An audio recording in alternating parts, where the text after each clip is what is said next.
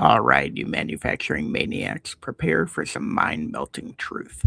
One company doubled factory output without adding a single machine or a single person. Because it turns out that maximum capacity is a comfortable lie that operation tells itself while opportunity escapes. They discovered that busy workers and running machines were masquerading as productivity, while actual output limped along like a three legged turtle.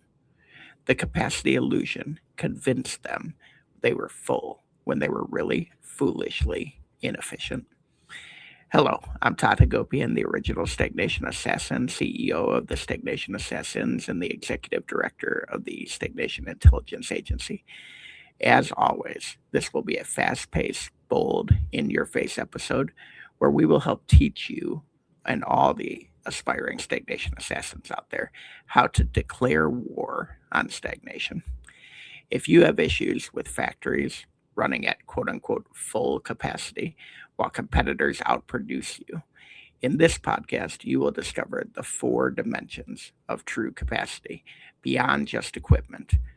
You'll discover how flexible automation multiplies output and why the seven laws of capacity optimization unlock hidden capacity potential.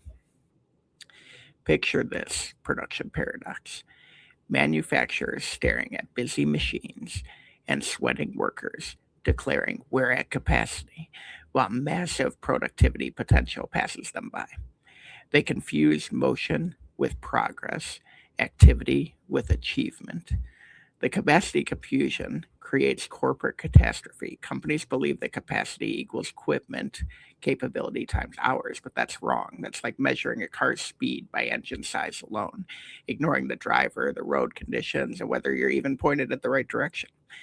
I read about this equipment manufacturer with a schizophrenic situation: robotic production lines sitting idle while manual workers pulled 70-hour weeks. Why? Each robot could only produce one product. When demand spiked for product A, that line ran overtime. Meanwhile, product B's multi-million-dollar robot collected dust. They had the capacity of a Formula One car, but the flexibility of a freight train. Here's the hidden hemorrhage: manufacturers accept capacity constraints as laws of physics rather than symptoms of poor thinking. We can only produce X units becomes corporate scripture. Nobody questions it. It's like accepting that you can only eat with one hand because that's how you've always done it. The four dimensions of capacity reveal the reality. So there's technical capacity, that's your equipment, and that is just the start. There's operational capacity, and that's how you use it, and that matters more than the equipment. There's manufacturing capacity, decision speed, constraints, everything. And then there's strategic capacity, which is your flexibility, and that really determines your survival. Another company discovered their capacity constraint was actually approval delays. Products sat waiting for quality sign offs while inspectors attended meetings about improving flow. The machines had capacity, management was the bottleneck. They were like a race car with a governor installed by bureaucracy. We've all been there. But here's what makes me mental: the overtime orthodoxy. Companies pay 150% wages for overtime to squeeze out 20% more from their existing capacity, rather than finding the 50% improvement hiding in their current operations. They're paying premium pricing for poor planning.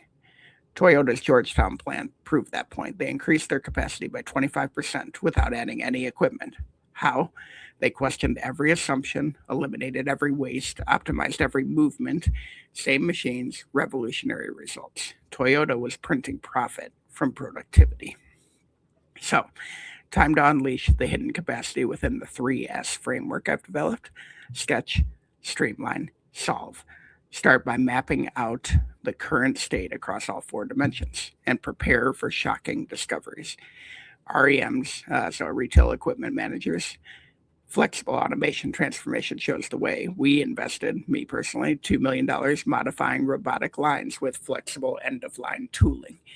The result: each line could produce multiple SKUs. Suddenly, idle robots became productive powerhouses. Capacity did not increase. Capacity utilization exploded. Strategic shift scheduling is where you stagger shifts so that you can run the equipment maybe 20 hours a day instead of 10. Put more hours where people have their hands on the machine. We increased production by about 35% just by being smart about scheduling. The 7 laws of capacity optimization guide your gains here. So, law 1, hidden capacity always exists. Law 2, fix one constraint, wait for the other to appear. That's progress. Law 3, capacity flows like water. You have to direct it wisely. Law 4, flexible capacity beats fixed capacity. Law 5, capacity naturally degrades, so you have to have constant optimization. Law 6, decision speed limits everything. And Law 7, capacity must align with your strategy. Value stream mapping reveals your inside waste. One manufacturer discovered that products traveled about 2 miles through their plants. Reorganizing that flow cut that by 80%, which increased their production time by nearly 30%. But here's the counterintuitive catalyst. Constraints force creativity. When you can't add machines, you must innovate. A food manufacturer facing capacity crisis discovered that they could cook products 20% faster just by adjusting temperature curves.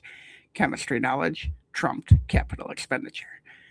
Management capacity also constrains sometimes more than anything else. So bureaucracy kills. One plant manager gave authority to line workers. Defects dropped 40%, output increased 25%. The workers had the wisdom, the management had built the wall. And capacity isn't fixed, it's always flexible. It's like water finding cracks. Concrete is the constraint, but water can find the cracks and get through. Think about capacity in that way. Time-based capacity optimization. Strategic partnerships provide surge capacity instead of maintaining excess peaks. You use a partner for flexibility. One manufacturer partnered with complementary companies, shared capacity during different seasonal peaks, and both gained about 30% capacity without any investment. So remember to visit toddhagopian.com for some awesome free content on slaying stagnation, or go straight to the source and visit the world's largest stagnation slaughterhouse being built right now at stagnationassassins.com. Make sure to sign up for updates, follow me on socials, buy our books, do all the things. But most importantly, tune in next time as we continue to declare war on stagnation. Your capacity revolution starts now. Walk your operation tomorrow with fresh eyes. Find 3 constraints that everyone knows limit capacity. Challenge each one. What if they're wrong? This week, test one of those assumptions about your capacity limits. When you discover hidden productivity, you'll never accept we're at capacity again. What accepted constraint is actually just accepted stupidity? Go find it.